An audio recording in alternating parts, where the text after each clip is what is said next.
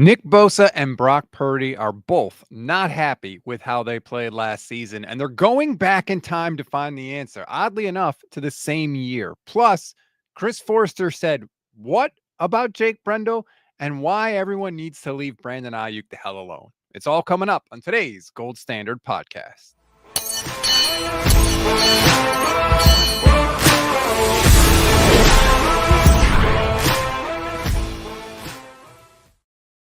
What is good, everybody? Welcome to another Gold Standard podcast. I'm Rob Stats Guerrera here with you, flying solo today. Johnny Dell is off on vacation, but he is planning to come back soon. We will have a full Bryce Huff film breakdown for you next week. Don't worry, but it's the summer. People have lives. They got things they got to do, so don't worry. I am here with you, flying solo.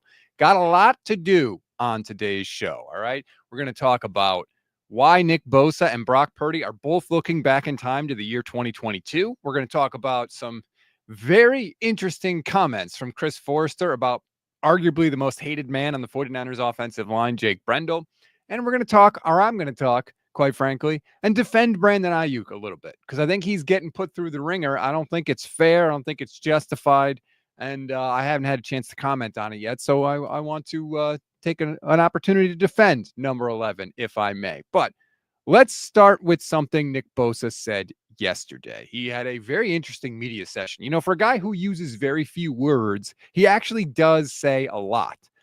He was talking about where he wants to improve and what he wants to do to improve. And he gave an interesting answer. It's a little long, but I want to play it for you. So here's Nick Bosa. Watched a lot of my prep for the 22 season recently. A cut up in my folder that Chris had sent over. And I just kind of watched what I was focused on and what I was working on intentfully going into that year. And it was interesting to see because a lot of the time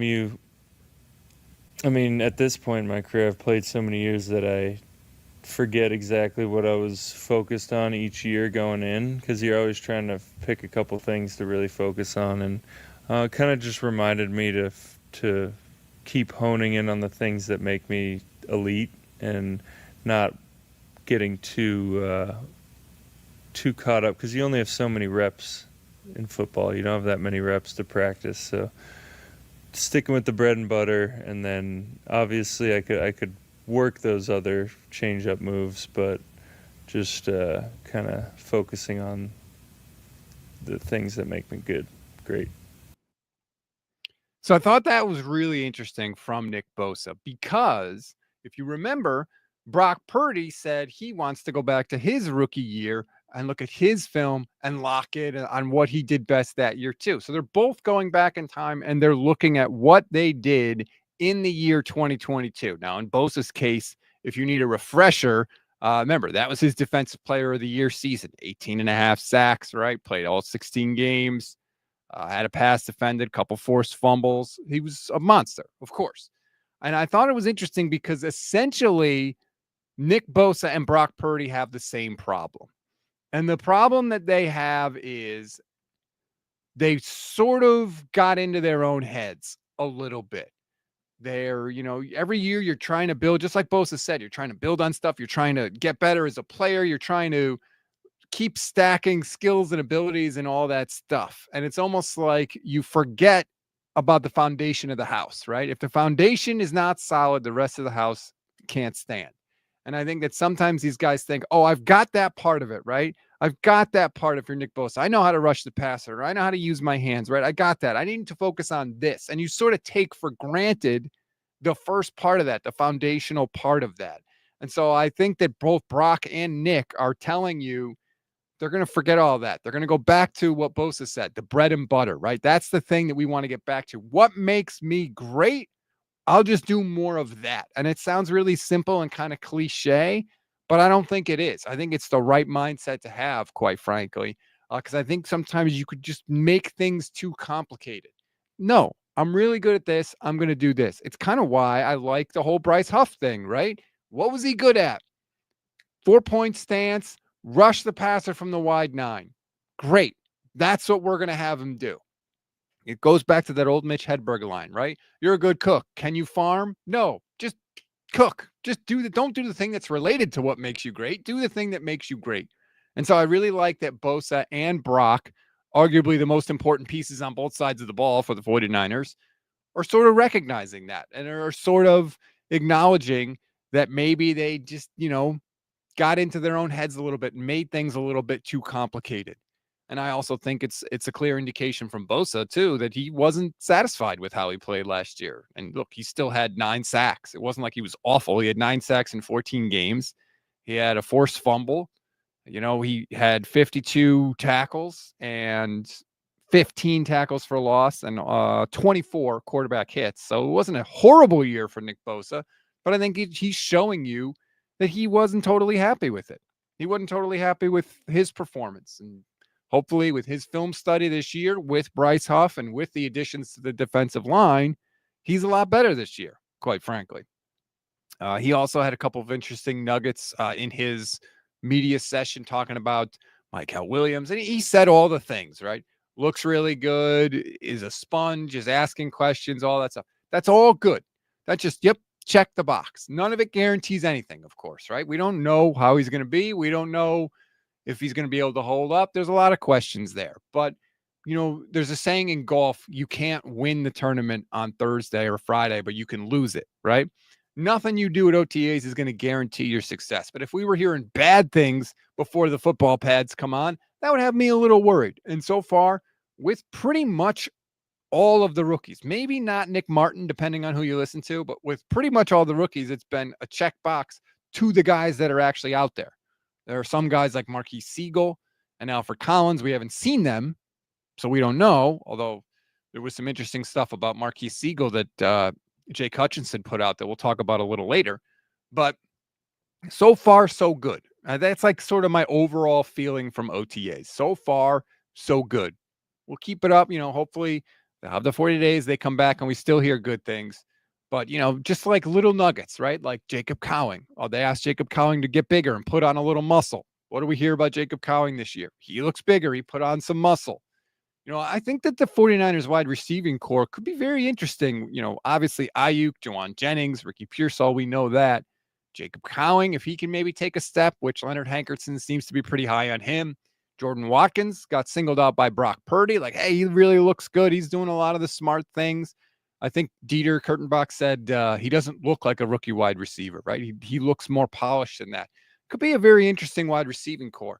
And that's good because for as many places on this team as we're a little scared about the depth, maybe wide receiver isn't one of them. Even though they don't have the experience and might not be some of the names that we know, what matters is the caliber of players in the room. And maybe maybe that's their strongest room.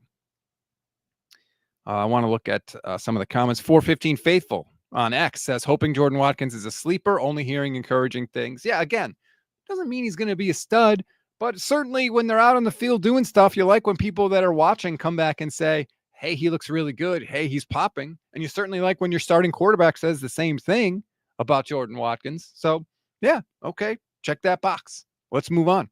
It's good. I'm excited about the wide receiver core. I really wish Ricky Pearsall could have got out there because I would have liked to, just see him. And with the whole rockiness of his rookie year because of everything that happened, you would have liked for him to just have sort of a boring kind of preseason, so to speak. But hey, they say he's going to be healthy by training camp. That's obviously the more important if you had to pick one. And hopefully once he gets there, he can stay out on the field. The 1420 says, how about letting Jacob Cowing play and seeing what he can do? We know that Kyle can be harsh with his wide receivers. If they wanted Jacob Cowing to get a little bigger, a little thicker out there, that takes time.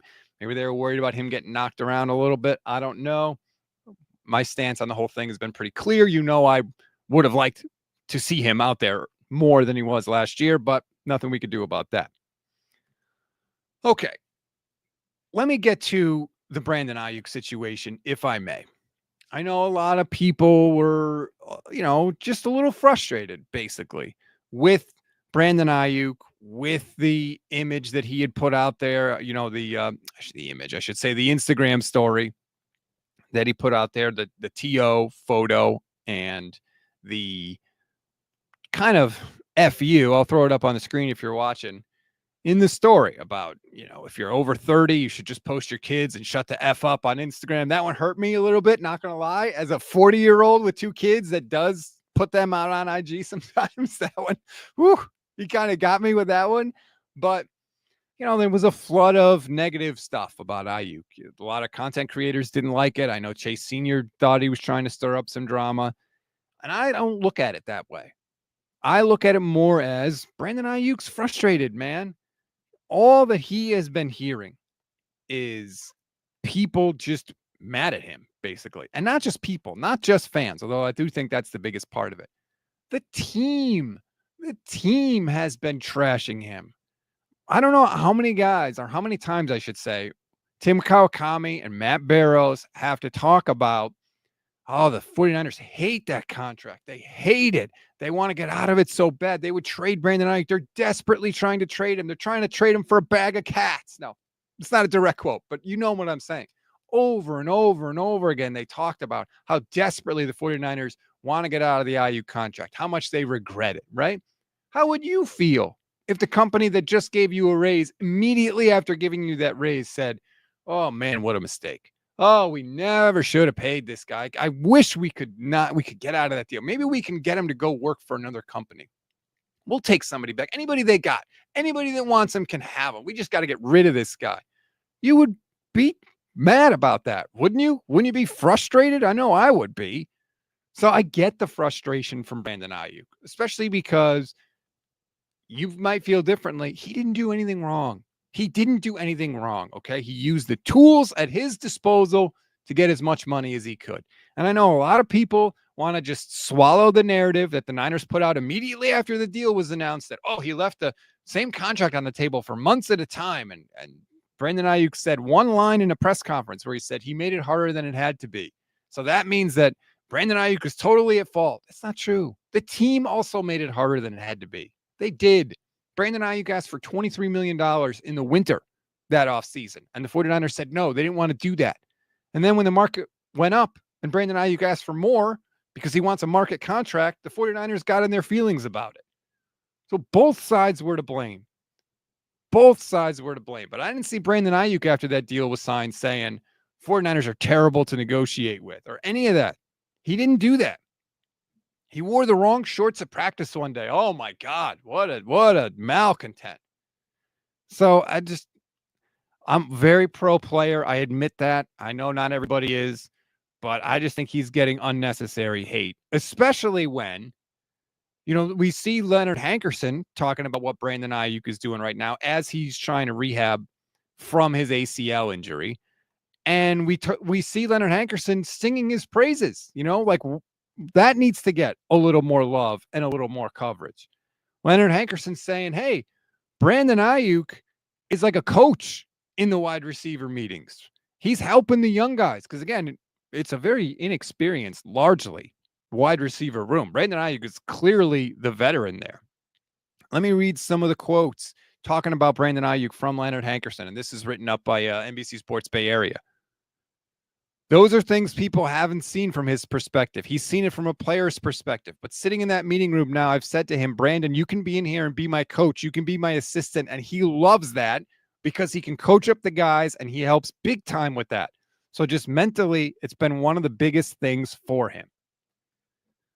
If he hated the 49ers, if he was so mad at the 49ers, if he was such a malcontent and trying to stir up drama, why would he be in the meeting room coaching up the younger guys? Why would he be in, all in mentally to that side of the game as he comes back from rehab? What would be the point? If he was such a bad guy and such a bad teammate and such a diva, right?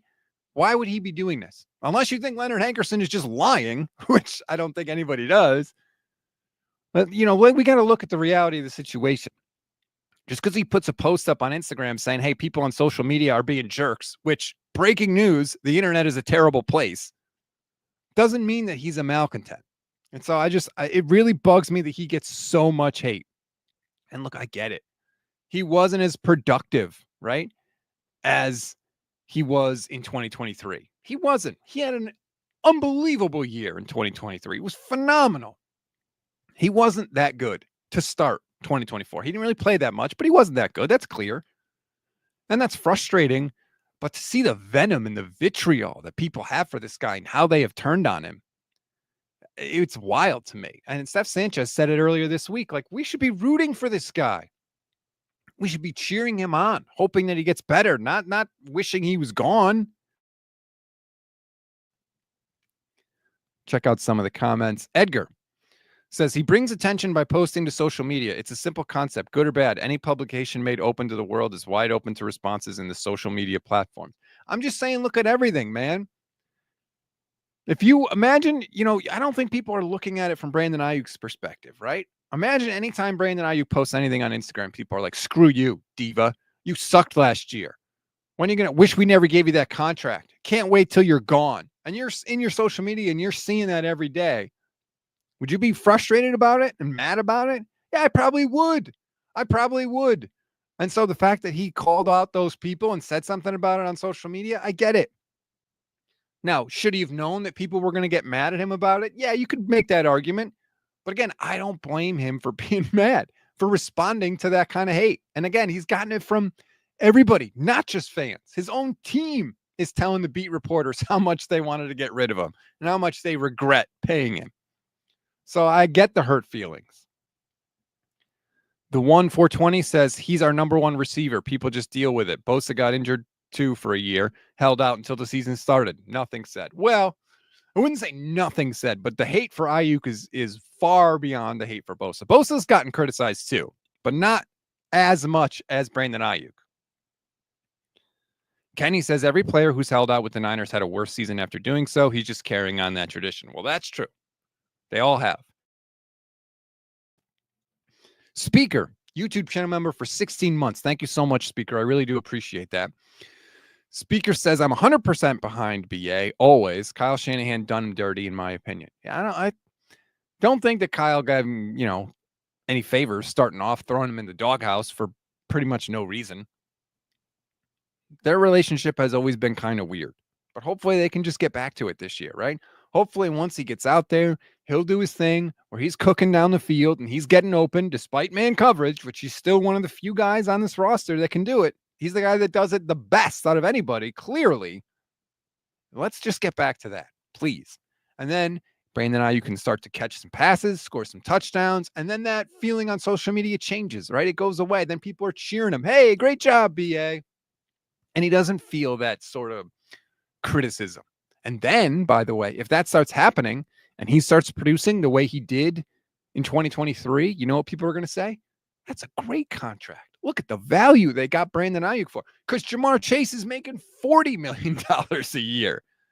So it can turn quickly, for sure.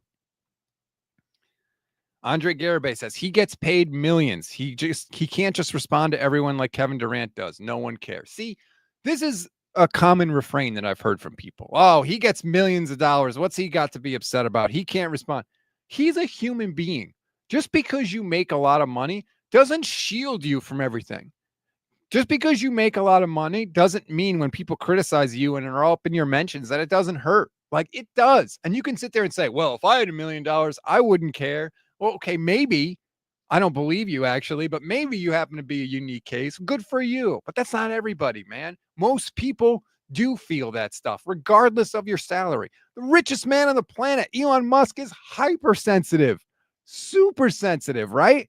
And he's got more money than anybody. That you have feelings as a human being, and that's, the salary doesn't change that. But I have seen Andre's opinion a lot. And I like you, Andre. You're a YouTube channel member. You've been supporting us for a long time. I just disagree with this particular point. Strawberry reacts. Why does Brandon Aiyuk care what people think? Because human beings care what other people think of them. Most of them do. Not all, but most of them do.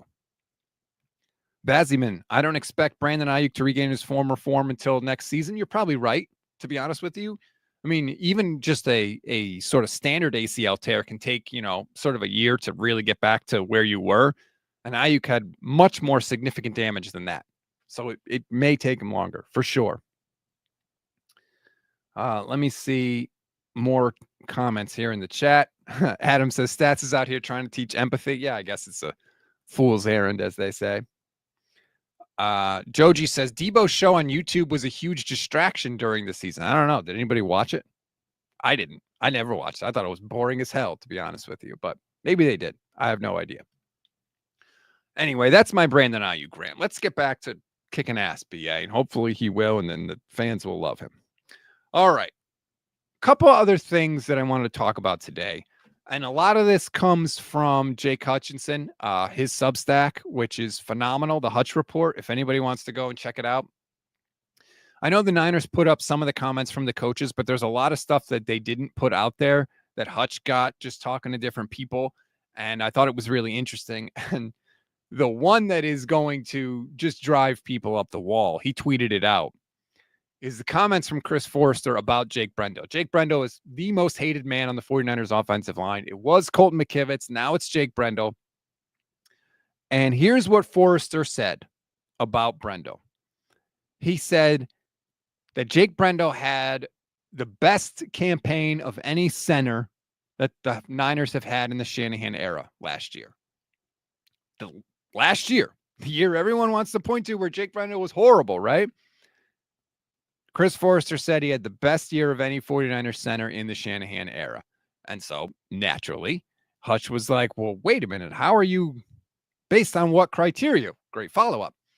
Here's what Foerster said. You know what? Let me just throw it up on the screen, too. This way here we can look at it together. There we go. Oh, you can't read that. I got to zoom in. There's got to be a way to zoom in better. Here we go. Okay, so here's the money quote from Foerster when talking about this. Jake Brendel had the fewest amount of missed assignments. His pass protection was the highest grade. His run grade, pass protection grade, and his mental errors were the best they've been since he's been here.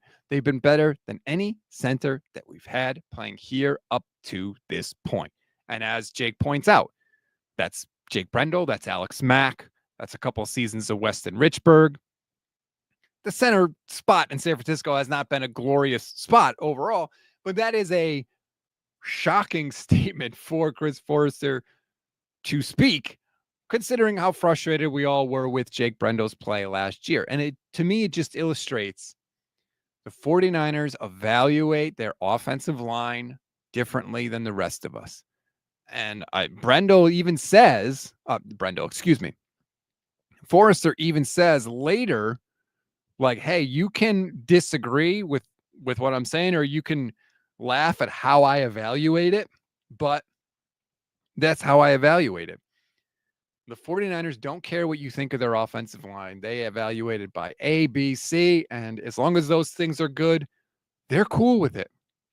They're cool with it. Right or wrong, that is how the team operates. And I think it's important to at least acknowledge and understand how the team operates. And then after that, we can choose to agree or disagree or think it needs to be changed or any of that.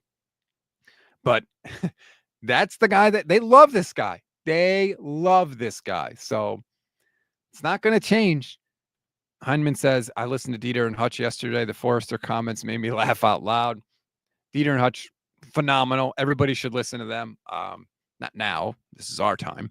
But I loved that podcast. I listened today. I thought it was fantastic. But that was just a stunning comment to me from Chris Foerster. But that's how they do it. Okay. I don't necessarily know that I agree with them, but at least we understand how they're grading it.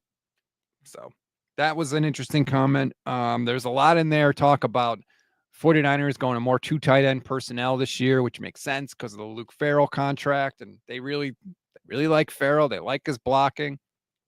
But the thing in there that I thought was most encouraging was a comment from Brian Fleury, the tight end coach, because it's something that I have been begging the 49ers to do, just absolutely begging them to do, which is feature George Kittle more. Set this man up to eat because, as I have said for years, and you all know what I'm about to say, blocking is the second best thing that George Kittle does. And Brian Fleury was asked about, hey, with Brandon Aiyuk recovering from injury, Demarcus Robinson being out, could George Kittle potentially be the first look, the number one look in this passing game? Brian Fleury, quote, definitely could be. There's definitely some consideration given to if you're going to put your most veteran, experienced, reliable players on the field as pass catchers, and it's really George and Juwan would be the top of that list. Yes, please. God, yes. You only have probably 1 to 2 years of peak prime George Kittle left. He takes phenomenal care of his body. He's on the wrong side of 30, but you probably have 1 to 2 more years. Please squeeze all the juice you can out of those years. Please feature this man, particularly early in the season. I think you should do it all season, quite honestly, especially with Aiyuk probably not going to be Aiyuk until next year. I would do it all year, but especially early when BA is out and Demarcus Robinson is not going to be there. Juwan Jennings, fine player. He shouldn't be the featured guy. He just shouldn't. Kittle's better by leaps and bounds. Like, it's not close. Please give it to 85.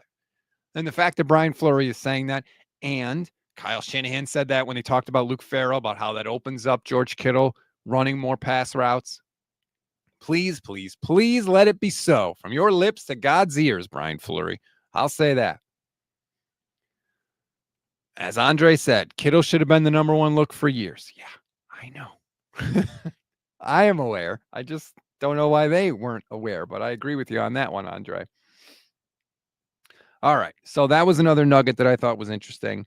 The other thing that Jake talked about, which I don't love, is essentially that they're doing something or they're going to do something with Alfred Collins that I fundamentally disagree with. And this is, of course, assuming that Alfred Collins can one day get out on the field, which he hasn't been out there. He also doesn't have a signed contract. I wonder if those are related. But basically, what the Niners like to do with their defensive linemen is just have them shoot the gaps. Here's your gap. Go shoot it. All gas, no brakes. That's all you got to worry about. What Alfred Collins was really good at in college was being responsible for two gaps. So basically, you engage with the offensive lineman, and then based on where the play goes, you're responsible for the gap to your left and the gap to your right, and you got to separate, get off your block, and handle that. 49ers are not going to ask him to do that. And fundamentally, when it comes to guys that you are drafting, particularly guys that you're drafting high, I don't like when you say, sure, you're really good at this. Sure, you had success doing this. But when you're going to come to the NFL, a higher level of competition against the best offensive lineman in this case that you've ever faced, we're going to ask you to do something totally different than what you've done. I just think that that adds a layer of risk to an already risky scenario. And it's unnecessary. Like, if you want a guy that's really good at shooting the gap and going after it and just being aggressive, then draft a guy that already does that. Draft Walter Nolan, right? Like, draft whoever, but draft someone that you have seen can do that. Don't draft a guy and be like, well, there's elements on film. We think he can do it. There's qualities there that we like. Like, that seems really odd to me and strange to me. And I don't think that we would do that in our normal lives, right? Like, nobody you wouldn't buy like a Lamborghini and be like, well, we need it to be good in the snow. Like, what? That just seems odd to me. And doesn't mean it can't work out. Alfred Collins may be phenomenal at that. I don't know. They certainly know more about football than I do. But I'm just, from a fundamental standpoint, when I'm talking about who I want to draft and why, I want to draft a guy and not change him. I just want to say to that guy, just do what you've been doing. That's all we want you to do. You're already good at this. Maybe a couple of years from now, you can, add some things to that. And as a player grows and evolves and all that stuff, that's fine. But man, just draft the guy that does the things that you like, in my opinion. Harold McAllister, thank you very much for the super chat. I appreciate it. Harold says, our offensive line is only good when playing with a lead and play action is an option. Couple of things on that. The 49ers have been going away from play action deliberately. They've been running it less and less and less ever since Brock Purdy became the quarterback. They've been going to more of a straight drop back thing. I'm trying to find a tweet. Of course, now it's a little bit old. But I think it was Kyle Posey had a tweet about how much they've gone away from play action. Oh, Here it is. Okay, I found it. Here, let me zoom in on it. So this time when I actually bring it up, we can see it, because I know sometimes I don't do that. All right, here, let's get rid of you. Let's stop sharing this. Sorry, I'm navigating all this. All right, here's the tweet from Kyle Posey. No quarterback, according to KP, has had more dropbacks from under center without play action in 2024 or 2023 than Brock Purdy. Easy to see why he led the NFL, KP says. Bigger windows with more defensive linemen on the field. More defensive linemen equals a linebacker or a safety that has to guard Kittle, CMC, or Debo. And more defenders in the box equals ISO routes for Aiyuk and Juwan Jennings outside the numbers. I know that sort of the conventional thinking of the day is that play action automatically makes things easier. And I'm not here to tell you it does or it doesn't. What I am here to tell you is I don't think that there's anything in football where you're like, this is automatic, do it all the time, because it just is. I think it's always dependent on what the defense is doing and how they're reacting to you. And I sort of get what KP is saying, right?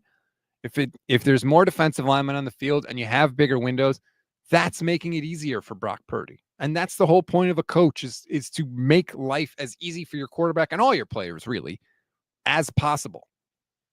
So I'm not telling you it's right or wrong, but it is clear that he has chosen to go away from the play action. And I don't think that Kyle Shanahan, you may get frustrated with Kyle, but if it was really making his quarterback's life that much easier, I don't think he would just say, screw it, we're not going to do this anymore.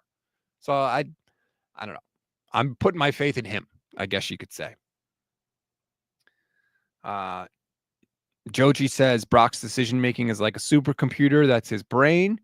The 49ers 2025 says Brock is a system quarterback. He isn't Peyton Manning. If he was, Purdy would be calling the plays. Kyle will not allow it because he wants to take the credit. You know, I do think it's really interesting with Brock Purdy.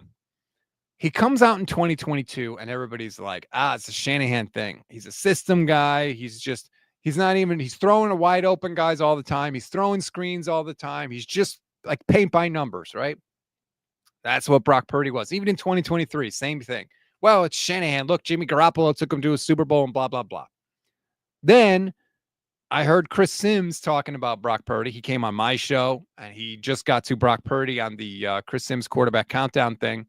And we hear him talking about Brock Purdy, and what does he say? Well, he tried to do too much last year, right? He tried to, operate outside the offense and the structure of the offense and just do what you're taught and just do what you're told and just throw the ball where they tell you to throw the ball. Well, it's like, damn, man, that's the exact thing he did that we were criticizing him before. We were saying he was too much of a robot, just a guy that was a creation of Kyle Shanahan. And now we're saying he needs to just do what he's told. Just throw the ball to the open guy. Sometimes it feels like he can't win for losing. Like no matter what he does, we're going to find a way to criticize him. If he's following the Shanahan script, he's a Shanahan creation. If he's going outside the structure of the offense, well, he's doing that too much. He needs to get back to doing what the coaches tell him. So I thought that was just an interesting kind of thing with Brock Purdy. I think that people will always try and find a way to make their original opinion correct. Whatever they felt about Brock Purdy, that they'll always try to make their original opinion correct. Now, look, I've been wrong on Brock. I did an interview with Mike Silver where he brought up how much the 49ers liked him, and I said, Mike, Brock Purdy can't throw. Well, I'm on record as saying that. I was wrong about that. Brock can throw. Brock can throw with touch. Brock can throw. He can layer it. He can alter the trajectory. I was wrong about that. But I think there are a lot of people out there that don't ever want to admit it. And so whatever Brock Purdy does, they keep moving the goalpost and changing their criticism of him so that they can be right. Instead of just saying, hey, I was wrong, and acknowledging the reality of the situation.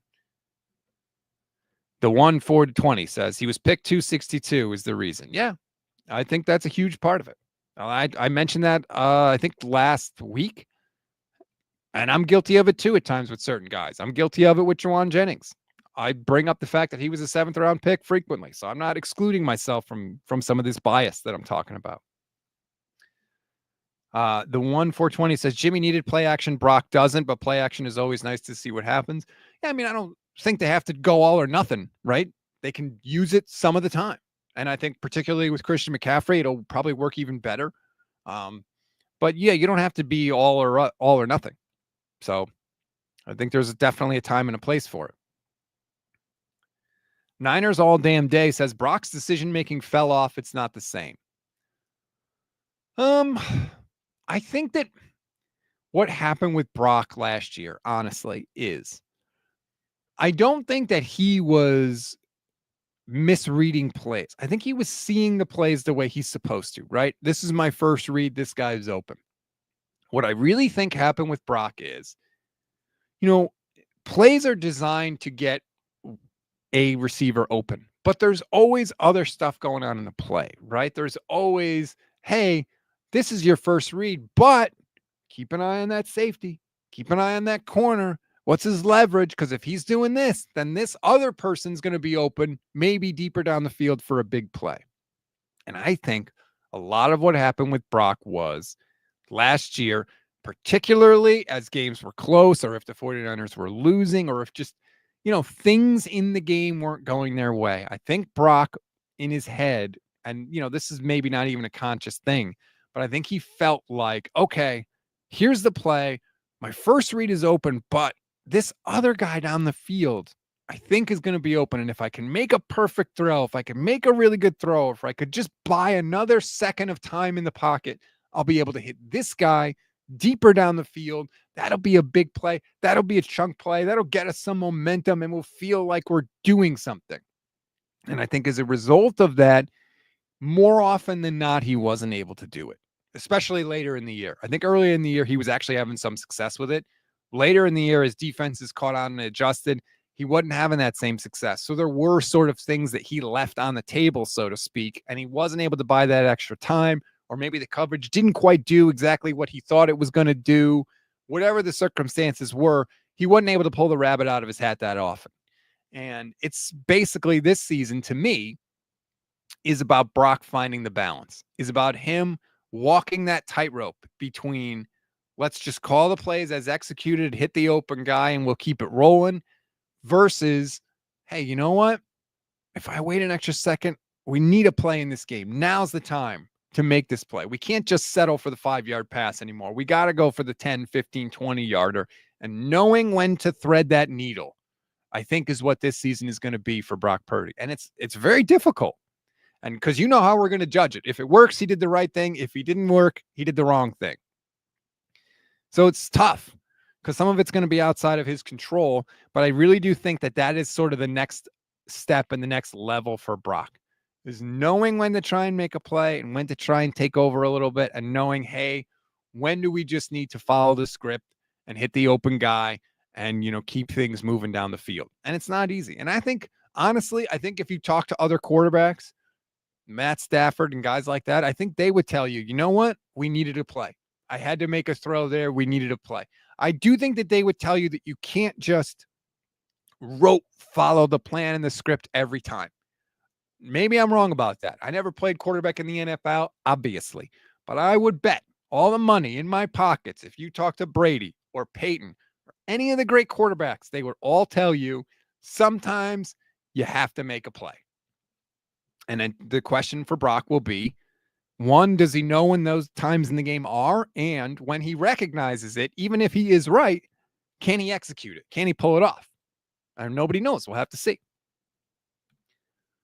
Harold McAllister, thank you again for the super chat, says, I'm hoping Kyle will rotate running backs like 2019. Do you think he will? No. Sorry. I agree with you. I would like to see it because to me, you can get running back production out of the guys they have on the roster, but the most important thing is keeping Christian McCaffrey healthy for the end of the year. But I don't think Kyle's going to do it. I think he's going to just run him into the ground, just like he always has, quite frankly. We've all known how important it was for Christian McCaffrey to be healthy and fresh and be able to do the things that he's done. But he doesn't rest him. He doesn't pull him out at the end of games. Rarely. If the Niners have like a 14-point lead or a 17-point lead in the fourth quarter, do they ever give Christian McCaffrey a series off? No, never. I don't think he will now. Maybe, unless Jordan James and Isaac Rendo just look unbelievable, but I don't even think they'll really get the chance to look unbelievable because I think Kyle's just going to roll with 23, quite frankly. The 49ers 2025 says Kyle needs to trust Purdy, period. Would like to see Purdy have more control over the play calling instead of just giving Purdy 2 plays. I wouldn't. honestly. You have Kyle Shanahan because that's what makes him shine, right? We always talked about, the beginning of the show, we talked about doing the thing that makes you elite, doing the thing, your bread and butter type thing. Well, Kyle's bread and butter is calling the plays. Do we have any indication that Brock Purdy can call plays? We have no idea. Let Kyle do the thing that he's good at, which is call the plays. And let Brock execute him. I really think that's it. I would not want to go away from Kyle Shanahan calling plays. I meant to talk about this before this, but there was a very famous studio guitarist who he would work with all a bunch of artists that would come in the studio, and he actually had a thing on his guitar, a switch on his guitar that he installed himself. The switch did nothing. It didn't do anything. He set it up that way on purpose. But when he was playing in the studio and a producer got in his ear and said, yeah, that sounds good, but can you make it sound more like this? He would flip the switch on the guitar, make sure the producer saw him flipping the switch on the guitar, and he would play it the exact same way. But because the producer saw him change something, or at least thinks he saw him change something, he'd be like, oh, yeah, that's good. That's way better. That's where I think Kyle Shanahan is. I think he needs a producer switch on his guitar. So many people think, his offense has been figured out and he needs to switch it up, or he needs to give Brock more control of the play calling. I don't think that's it at all. I think that players didn't execute. Kyle didn't call his best plays last season, or, plays in the best sequence. He didn't have his best year play calling last season. And guys got hurt. And the offense wasn't as good as a result. But I think he's just fine calling plays. I don't think the offense has been quote unquote figured out. I think that people just wanted to see something different because they were frustrated by the results. But I don't think we knew enough to know what was wrong with the offense. We just knew it wasn't working. So Kyle needs to come out in some crazy ass formation this year that looks different to people, where people could say, see, he's changing it. And then in reality, run the exact same plays he's always run in the exact same sequence. And I think they'll be just fine. He needs that producer switch on the guitar, something that people can point to say, see, he changed, when in reality, he hasn't changed anything. That's just my personal opinion. Mousepad says, Jimmy G was right. Kyle's plays sucked. Really? You sure about that? Jimmy Garoppolo's the guy you want to trust? Really? How has Jimmy Garoppolo looked away from Kyle Shanahan's quote-unquote crappy play calling? And he's had Sean McVay, which is like he went to a good play caller too. So, yeah, let's not really take the word of Jimmy Garoppolo as gospel. JCG 1987, YouTube channel member, says, Will Hernandez for offensive line depth? There was quite a bit about the offensive line in the Jake Hutchinson Substack, the Hutch Report. Different guys that they like, that they not like. Again, as we go back and look at this, they are evaluating things differently. They think the guys they have, the Austin Pleasants, Spencer Burford, who apparently looks very good at tackle, they think those guys are good enough. They think they have the depth already, is really what I'm saying to you, JCG. They think they have the depth. Maybe they add one more guy. I certainly wouldn't be against it, to be honest with you. I wouldn't be against them adding another safety, too, at this point. Law of Law says, interesting you mentioned producer. Yeah, as a guy that was a producer, I fully see, as a guy that was a producer and now is behind the microphone as quote-unquote talent, as they say in the industry, I do understand why some of the talent would get frustrated with some of the things that I was saying. I get it now, right? I had to do it from this side of things. So I totally get why that they would be frustrated by that. And by the way, I'm not saying all producer advice is crap. It's not. Sometimes it's very good. And quite frankly, I wish I had a producer on some of these shows. Honestly, I'd be better at this job if I had a producer. But some of the advice is good. Some is not so good. Joji says Kyle's ego won't allow Brock to audible at the line. I don't know. Maybe it's ego. I'm sure ego is part of it. But I don't think that Kyle's really sitting there saying, I don't want anyone else to get the credit. I think he's sitting there saying, honestly, I can do this better than other people. And look, considering his career and the path his career has taken and where he's gotten to in his career, he's right. Aloha Smitty says bass player Leland Schuyler had to switch. I know it was a bass player. I'm not sure if that was the actual guy, but I'll take your word for it, Aloha. But when I heard that, I thought that was one of the most brilliant things ever. Just flip the switch and continue on my life. That's hilarious. But when I heard that, I immediately thought of Kyle Shanahan. That was just something that popped into my head. Anyway, that's going to do it for this edition of the show. Thanks, everybody, for watching. I really appreciate it. Please like this video, subscribe to the channel. You can check us out wherever you get your audio podcasts as well. Just search Gold Standard 49ers. It pops right up. I know we've had some people that have been off this week. It's the summer. Bear with us. People need vacations. We're all human. So don't worry. Everybody's going to be back. Don't freak out about that. I'll be back with Michelle tomorrow for Gold Diggers. We'll look at some over-unders for the 2025 season. A couple of really interesting numbers. I think Vegas is doing something with the quarterbacks that I think is a big mistake, quite honestly. We can talk about that on Friday. But thank you, everybody. Enjoy the rest of your day. We'll talk tomorrow.